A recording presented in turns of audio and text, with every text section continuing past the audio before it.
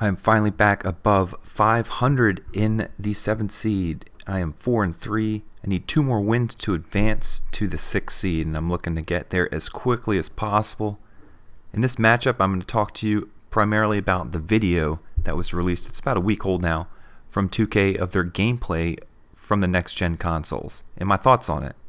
As you can see, I'm going up against an all-bronze lineup. Remember, I've had some difficulty against all-bronze lineup, so I'm a little weary of that when I see this guy. He also has Joachim Noah and a bunch of three-point shooters who apparently rock the Deadeye Sig skill. Anyway, that 2K gameplay that was recently released that I'm sure everyone has seen by now, I'm not going to give a video breakdown because I don't really think it's necessary. If you want to see them, the video breakdown, I recommend you go check out Chris Smooth's video analysis of it. It's very good and highlights a lot of issues. What I wanted to talk about is the actual mechanics of putting out a game in such a short amount of time. And the thing I want to focus on is the fact that 2K came out and said the next gen game is not a direct port of what we have in the current gen. Now, for those who don't really know, a direct port is basically you have a game on the PlayStation 3 and you want to put it on the PC. So you find there's programs that will convert it and take all of the code and basically take it from whatever language they use on the PS3 to get that game to work to whatever they use on the computer to get that game to work. Doing that doesn't take advantage of the system's capabilities. So on the PC you can put in whatever graphics card you want, you can have a much higher processing power. So that's why some people that play PC games really enjoy the fact that the PC games are unique in terms of their graphical capabilities, the amount of calculations that are going on. So that's why you can get some denser games that require the power of the PC. There's also some games on the PC that don't work too well on consoles. So if you think about lots of text-based games that don't require too many graphics, like your Oregon Trails, Where in the World's Carmen Sandiego, if you know what I'm talking about, give me a thumbs up. I'm just joking on that one. But there are some games on the PC that just aren't very good ports over to the PlayStation. And the thing is, they're just designed for one console. The game should play somewhat differently between the PlayStation and the Xbox if the game manufacturers are maximizing the game for those individual systems' capabilities. But in most cases, they don't.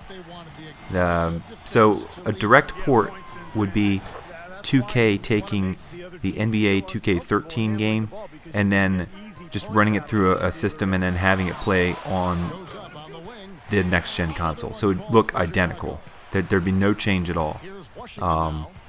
And while it's not a direct port per se, what I am going to say is that there's a lot of similarities in the game, and here's what I'll talk about. So as far as the direct port goes, yeah, the logic of the game is different. The game looks different. The menus are different. The play, though, is very similar. So in that clip that you've seen by now where LeBron is dribbling around, he'll have a cut where he tries to take a run in towards the paint and then get opposed and stop and then have to correct and go back. What happens is his body's moving one direction, but the ball is not fluidly going with him. And that's understandable. That's just the way the game is played. But the way that he holds the ball and the way that the ball bounces is exactly the same way that occurs in 2K13, 14. The same animations that you've been used to seeing for the last couple of years. They are identically replicated in the 2K14 next-gen console version. So unless that changes, while the game may not be a direct port per se, it is very similar. And here's what's happening. The people at 2K have to develop a code that makes the game play the way it's represented on the screen to us.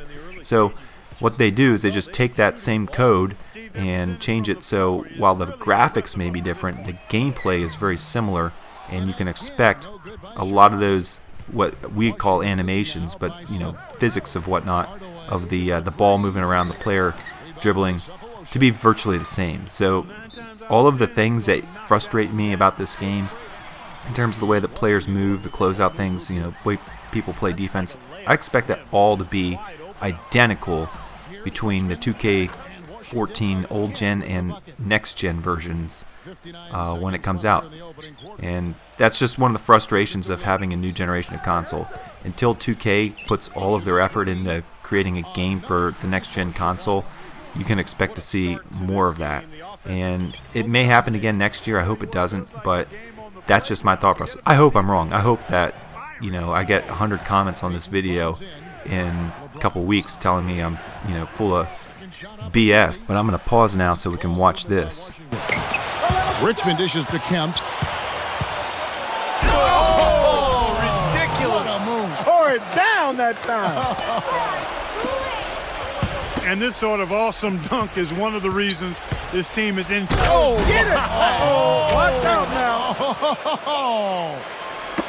Putting on a show for these people.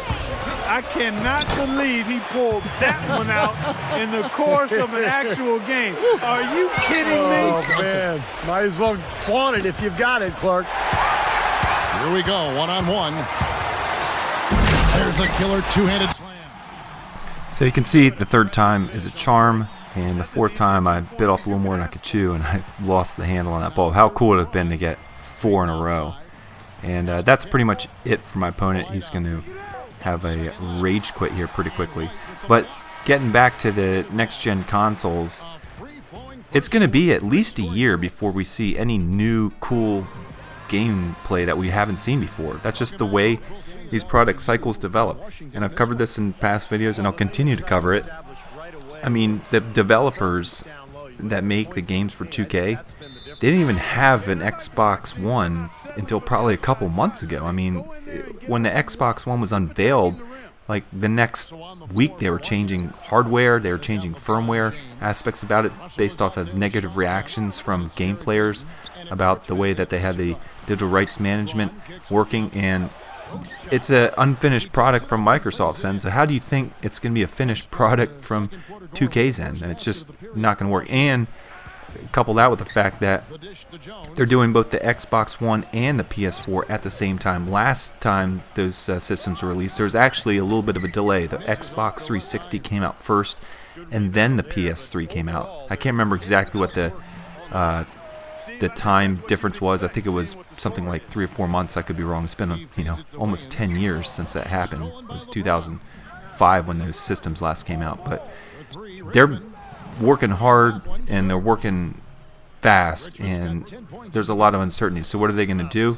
They're just going to fall back on what has brought them success and build a game that looks very similar to one that we're playing this year. That's my thought. Once again, I hope I'm wrong, and I hope that I can run out and buy a next-gen console in 2K14 this year based off all the positive reaction. It's just highly unlikely, and I doubt it. I hope I'm wrong, but if I am, I'll be happy. And here Sean Kemp runs down the lane again. This guy is just out of control in this game. I love using him in this mode. And another rage quit. When you have Sean Kemp on the floor, it scares people, especially when he's not getting double teamed all the time. People are just going to do whatever they can to try to stop him. And with that posterization signature skill on him, he is going to make it rain down on people's faces. The post moves that he has this year are incredible. I've highlighted them in many games, but also his ability to just finish around the rim. It's tremendous this year. So he's going to be player of the game for me this game, and I'm going to continue to focus on using him and getting a lot of offense with him. His ability to get those offensive rebounds and put it right back up definitely helps. You'll see he's player of the game, and he had some competition. I mean, it was a pretty good effort from my entire team. I'm still not using Wilt. I'm debating whether or not I should keep him on the team or take him off. But now I'm just 1 win away. I've got one more win to get through the 7th seed and onto the 6th seed.